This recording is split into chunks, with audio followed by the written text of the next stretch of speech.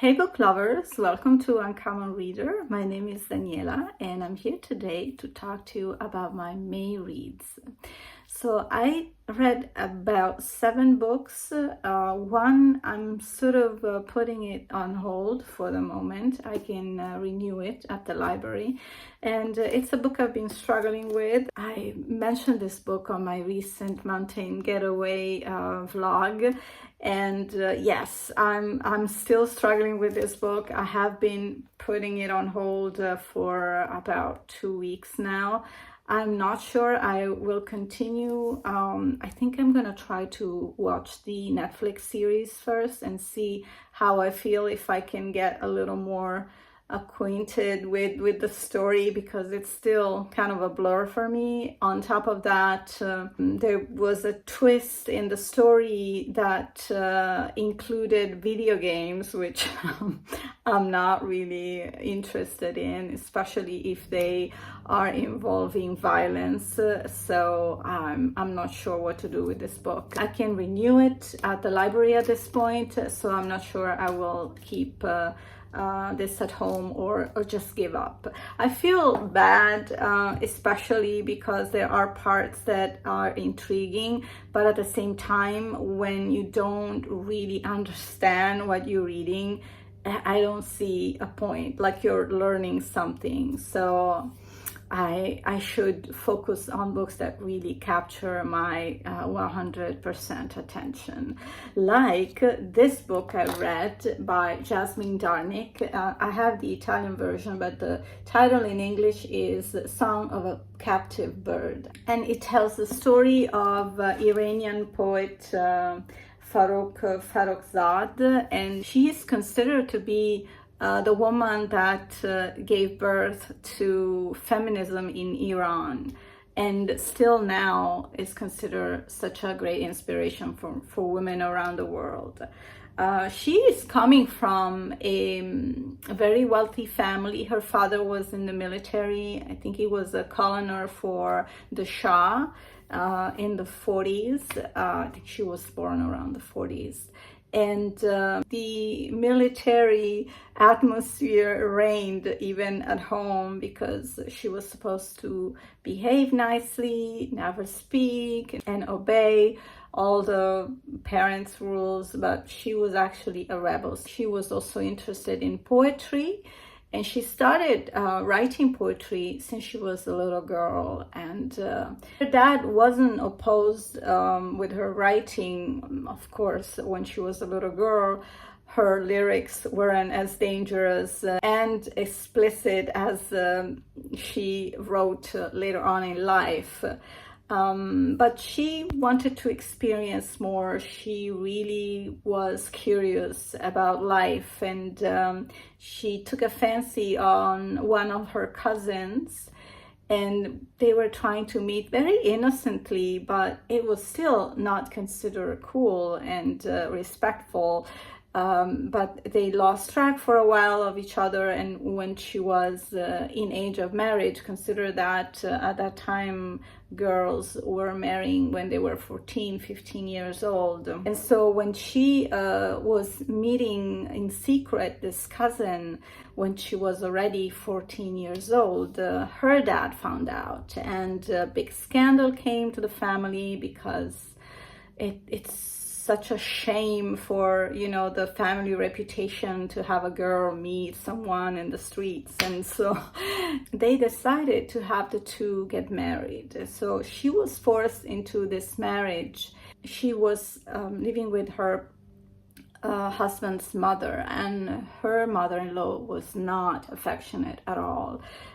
She thought they tricked them into this marriage, and she was always very abrupt and unloving towards Farouk. And Farouk, of course, suffered from this, and I think this sort of took a toll on her need for freedom. And her husband was sort of amicable, but at the same time he wasn't supportive of her.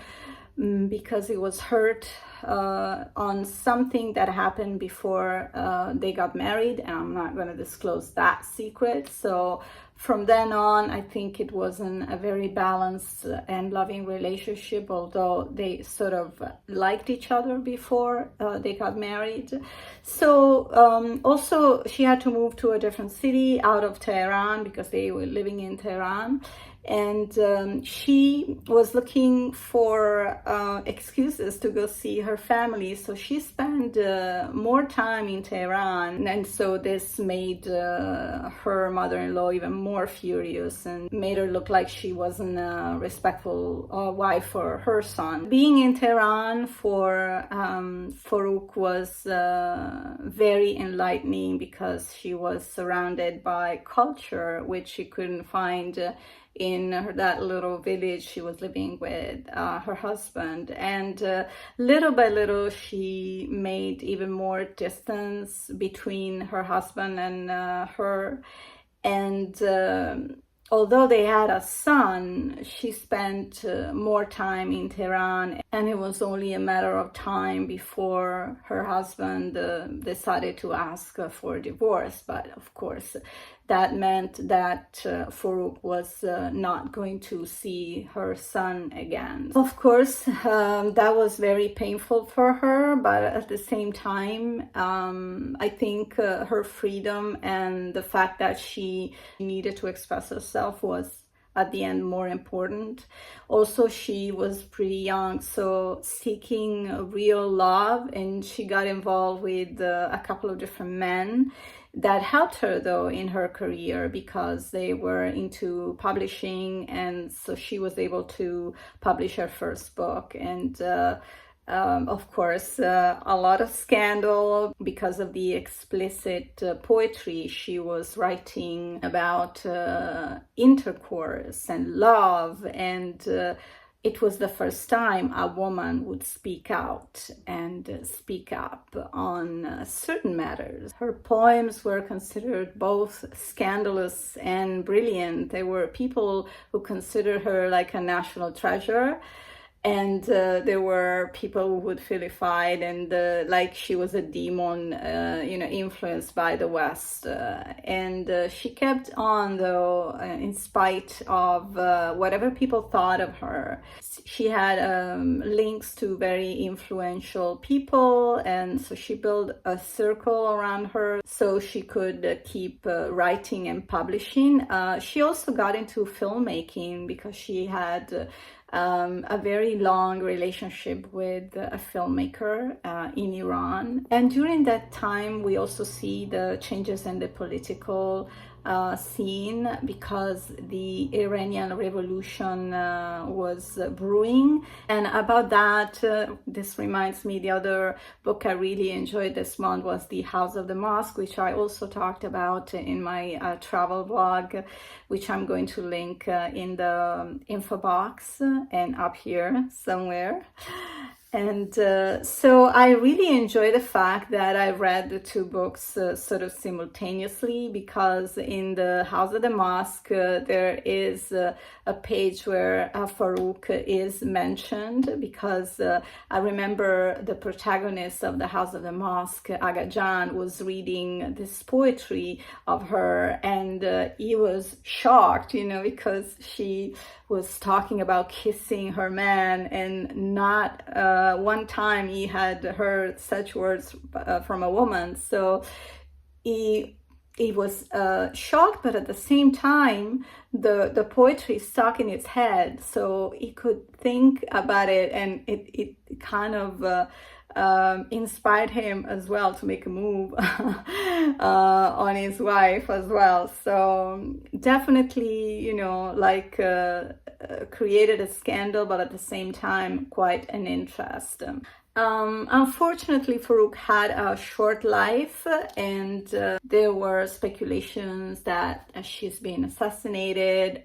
She, I think, died in a car accident. So there are not many proof of that being an accident or an assassination. So I think the writing was very simple, but at the same time, her story is so captivating and so passionate that it really grabs your attention. And I was really drawn to the book, and especially when we're talking about someone that really existed and made such an impact on history and women's lives. It's always like a must read for me.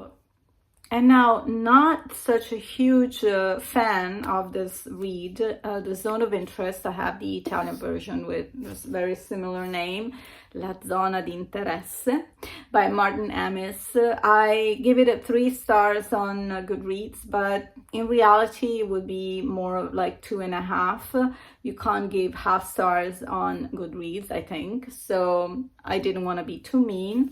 I didn't connect. Sometimes even if a character is evil, you're sort of intrigued by it. But in this case, this book was narrated by 3 different voices. The 2 main characters are a German general in this concentration camp, and a figure that was more like a tenant or a captain. I forgot. I wasn't really into the characters at all. The 3rd voice we read from is a Jewish prisoner who actually has to work for the Nazis at the camp. We know, right, that happened when you were young and strong. They would maybe tell you to, hey, grab these bodies and throw them in this hole. And I mean, the book is shocking because there are certain descriptions of what they were doing in these concentration camps that will make you like, okay, I don't want to read anymore. So I tell you, when I read a book at night, when I feel like, okay, I had enough, I'm going to sleep, I usually keep the book in my bed. I could not have this book on my bed. I had to just reach out for my nightstand and throw it as far as possible because I felt such bad energy coming out of this book. And I have to read this line about the book. It's an unforgettable novel that provides a searing portrait of life and shockingly love in a concentration camp. So, I mean, love? No, thank you. This military officer had a fancy for the general wife, and I don't think that it was so deep a love that, you would move mountains. So I didn't buy the whole story. At the same time, it was kind of a difficult read for me. This was Italian, but they used a lot of German terms that they would just leave as that, and I didn't have the patience to go and look for the translation. That's how interested I was in this book. And also, I think it missed the narration point for me. It's sort of written like diary from these 3 different voices. It gave you a sense of their daily routines and their daily thoughts, which were sometimes way too superficial considering where they were. You see a total lack of conscience, of humanity, and this righteous belief that they were doing the right thing. So I don't know, have you read The Zone of Interest? They've made a movie. I think, did it win the Oscar this year, I believe, for a foreign movie? I am still curious to see the movie because it's always interesting to see. Sometimes movies are totally different, they misinterpret it. Like for me, a huge shock was to see how they made Nomadland such a different movie compared to the book, which I totally loved. The movie was such a miss for me. It really missed the point of the book. So I mentioned 7 reads at the beginning, but 3 of them were from Italian authors, and being all new releases, they will not be available in English anytime soon. So it's pointless for me to mention it to you, so and just continue my reviews of the books that are available in English. Last book for today is Little Brother by Ibrahima Balde, and I have to read you what Pope Francis said about this book. I recommend a book, Little Brother. It makes us understand what the desert crossing is, the trafficking of migrants, imprisonment, torture, the sea journey. Well, this is what exactly the Pope said, and so much more. At the beginning of this book, unfortunately, I don't have the copy with me. I had to return it to the library, but it was the Italian version anyway, and you'll see the English version here on the screen. He says at the beginning of the book, I don't know how to write. And luckily, there was this journalist and poet that works with organizations that help the migrants in Spain. His name is Ahmed Arzalu-Santia, who became friends with Ibrahima when he reached Spain. And Ibrahima trusted him and started telling his story to him. And what I love about this person that helped Ibrahima tell his story, that he didn't do anything more that write what Ibrahima was saying, because you didn't see any embellishment that a writer would do, right, and make it a little more exotic or a little more gruesome. He was, I think, very honest, because you can see the simplicity of language, but at the same time, so powerful. For example, at the beginning, you can see how simple his life was and how actually happy Ibrahima was in his little village with his mom and his brother and sisters, even if they didn't have a lot and they lived very poorly. His dad was working in a bigger city and he would visit, but when he was 5, Ibrahima was taken away from his mom and his brothers and sisters, and his dad took him with him to the big city just to help him with his job. He was selling slippers or shoes at the market.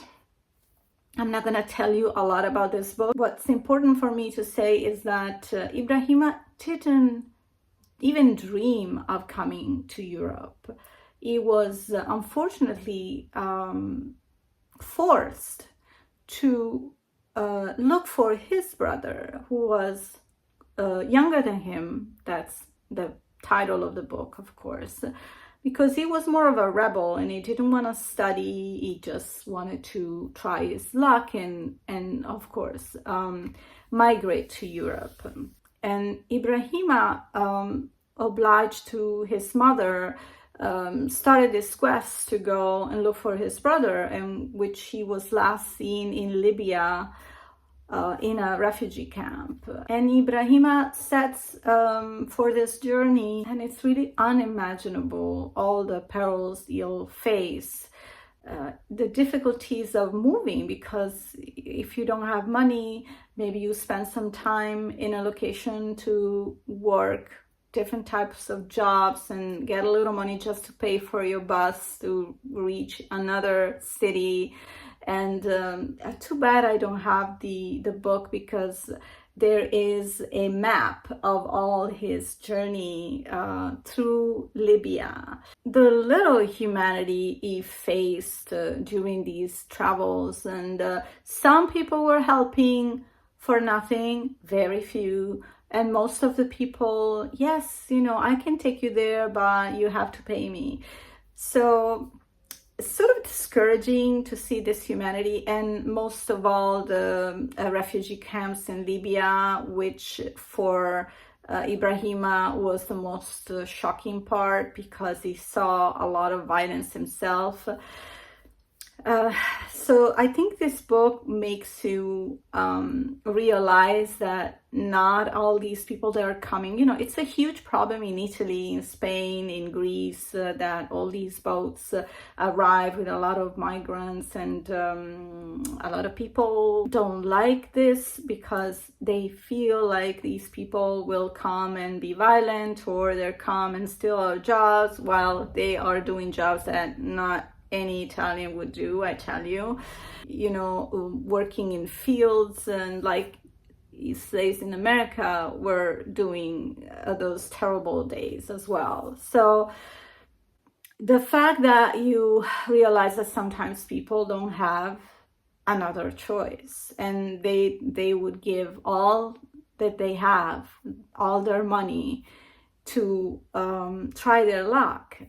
And so many times these overseas expeditions end tragically. So you're risking your life and you don't have any other option. And as for Ibrahima, I think he wasn't even thinking about moving to Europe. He was really content with, working as a mechanic in his little town, but he didn't have the opportunity. He was just driven there to look for his brother. Also, this sense of responsibility that he had towards his mom and his sisters. And I hope right now Ibrahima is still in Spain. I've seen him in an interview on TV with an Italian program. They were promoting the book. The book is actually from 2021, but I think because of the COVID, they never had a chance to promote it. So he was a guest in this talk show, and he was such a shy person, and he was struggling remembering certain moments of the book. He had such a nice face, like of a really good person, very humble.